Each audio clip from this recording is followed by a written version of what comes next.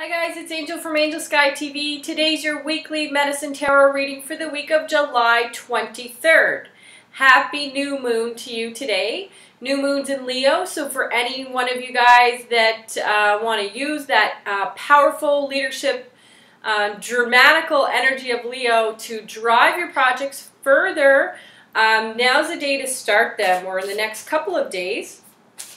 We do have a new moon drumming circle at our boutique at 6:30 on Tuesday night, the 25th. So I encourage you to go to that. We're going to start this reading right off the bat just to see what we have in store for this week, the week of the new moon. We'll ask the guides, Archangel Michael, to surround this reading with divine light and love in all directions of time and space. And we'll ask that this reading be for the highest good of all those that watch this video. I ask to clear the deck in case there's any lingering energies on that from last week. I'm going to have a fresh start, new moon. Let's see what this week has in store for us. All right.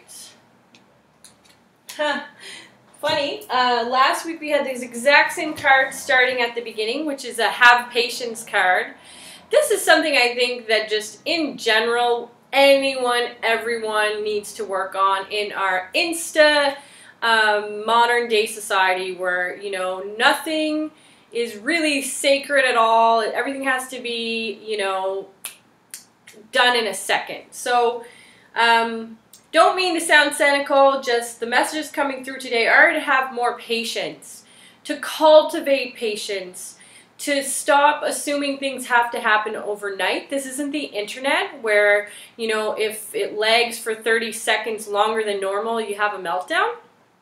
Life, sometimes you have to wait for good things. It's just the way that it is. So stop worrying. Take some time to plan your next step. Like if you're finding there's like a lull period of time or like just you're feeling kind of stuck, feeling stagnant, this is a time that's been gifted to you by the universe to make plans, to make better plans maybe. And to rest. You need to rest sometimes too. You know, I know we live in a go-go-go society, but resting is also a part of being productive. I remember I read this lady, she wrote something about, you know, if you sleep then you're not successful or something like that. It wasn't those exact words, but it was something along those lines. And I would argue like sleep is so essential, and the guides are very, very clear this week about getting more sleep. And I know that they're talking to me because I have had no sleep in the last 3 days. My daughter's been sick. I've been up all hours of the night since Thursday night, Friday night, Saturday, Sunday night. So yeah, I definitely need more sleep for sure. And I know a lot of you, because this card is coming up, also need some more sleep. So planning your next steps, be patient, don't worry, get more sleep is the beginning of the week message. Mixing these up here. So middle of the week, it's saying to follow your passion. If there's a few of you that are watching, or some of you that are watching that are not sure what you should do with your life, just follow your passion. It's very, very easy. What gets in the way of us doing that? I've often been confused about this because this is something that I'm really good at. I don't really, you know, plan things based on like in a strategic fashion. I just follow my heart, and a lot of times I end up in a place and I'm like, what did I do? But then it all comes together. I've never regretted following my heart. I will say that sometimes it does seem like you're led to a dead end and you don't understand why you followed your heart in the first place and you feel stupid. That has happened to me more times than I would like to admit. But in retrospect, after some time passed, it makes perfect sense to me. Like when I look back and like, oh, okay. That's why I was led to go there. I thought it was because of this reason, but actually there was something bigger waiting for me. Something better than I could have even imagined. So sometimes the universe will pull you along with what you already know. And then, you know, once you get to where you are, then things unfold.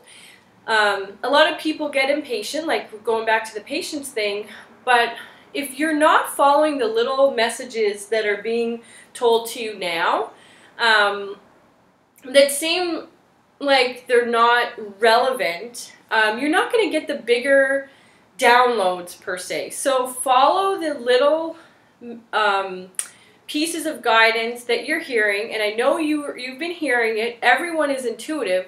We all get messages, and usually if you haven't heard it, the guides will tell you again and again and again and again. And then, you know, if you're really just not listening, sometimes like life will give you a big smack, or it feels like a smack, but really it's just saying, hey, you weren't listening. Now we gotta, like, you know, make it a little bit more extreme.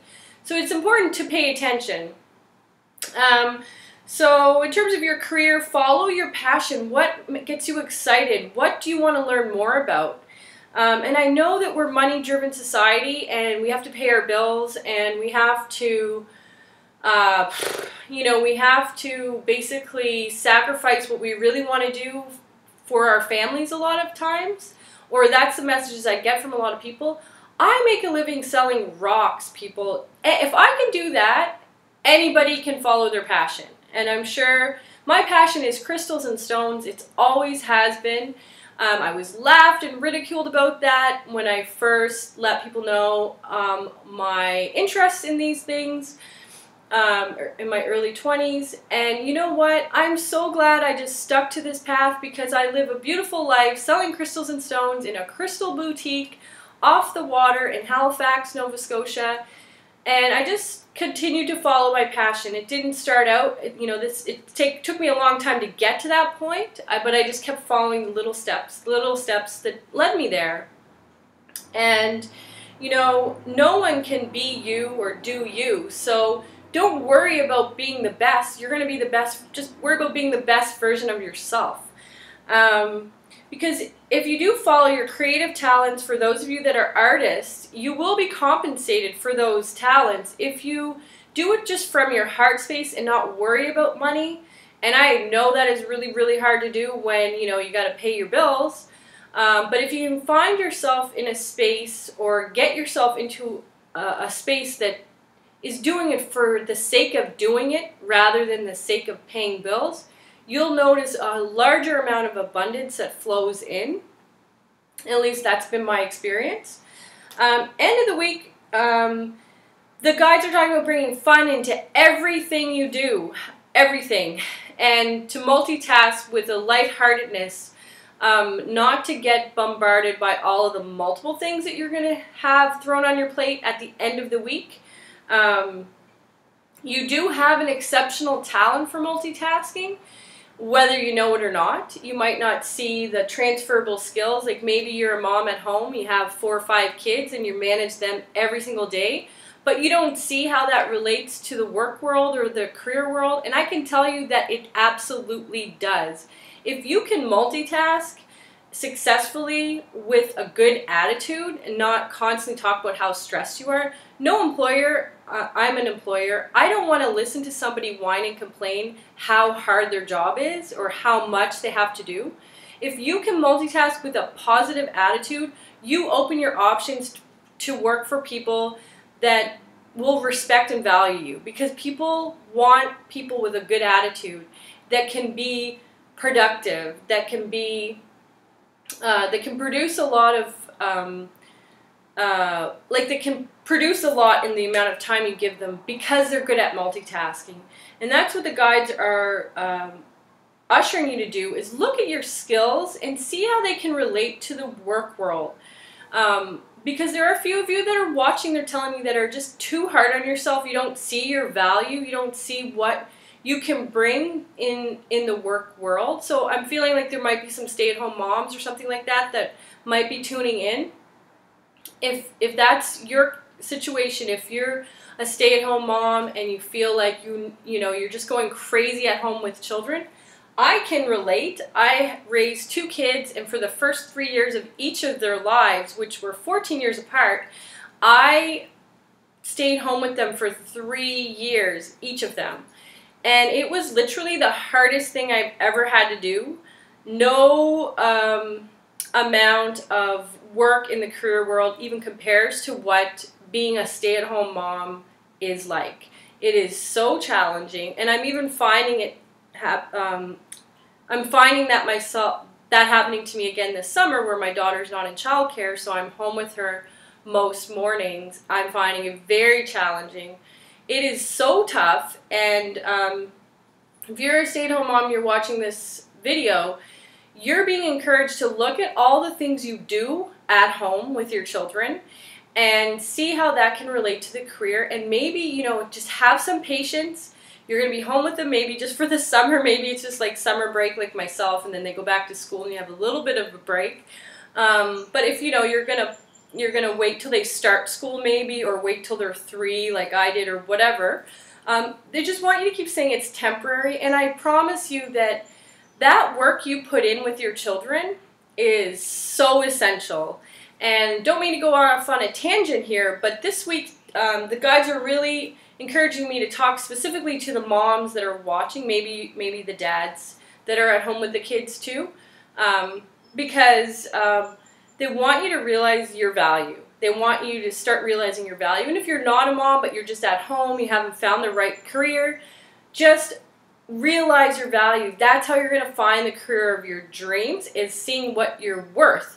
If you can't find what you're worth, no one else will see it either. So it's important for you to like do this work, sit with yourself, figure out what you're good at, be objective, look at yourself as if you would look at a friend. If you were looking at a friend, you'd have no problem finding their qualities, the good qualities about them, their strengths, what they need to improve upon. Just be honest with yourself. There's nothing to be embarrassed about. No one's good at everything, but everyone has something to offer. Everyone. And you allow that. What the guides are saying is you see that in other people, start seeing it in yourself. Enough of this. They're being very, very adamant here of saying, like, enough pity party, enough not seeing your value. It doesn't matter if the people around you, like in your immediate circle, see your value or not. Obviously, you want to have people that see your value in your circle, but if right now you don't, that's okay. We've all been there and done that, and you know, it's actually a really nice exercise of removing people from your life. It's very liberating. So everyone goes through that. So it's nothing to be upset about. If you've come to a place where you're like, oh my gosh, everybody around me sucks and I need new people, there's two things happening there. Maybe they do suck, but maybe you suck too, which I know sounds really harsh, but maybe there's some things about you that need to change. Maybe you're not seeing how good you are, and that's why those people are around you in the first place. So I hope that that wasn't too harsh. I hope that that helps you this week. I will be back again next week to talk to you about whatever astrological things are happening. This is a new moon, a great time to look at these things we just discussed. Even if they're difficult and hard to really work on, just remember, we're all on this path together. No one is perfect. Everyone's gone through something, and if they haven't, they will. We're on Earth. Let's be real. So have a good day and take good care of yourself. It's going to be maybe a little bit rocky this week, but you know, the guides are saying just at the end of the week, make sure that you multitask with a smile. And you have a good day, and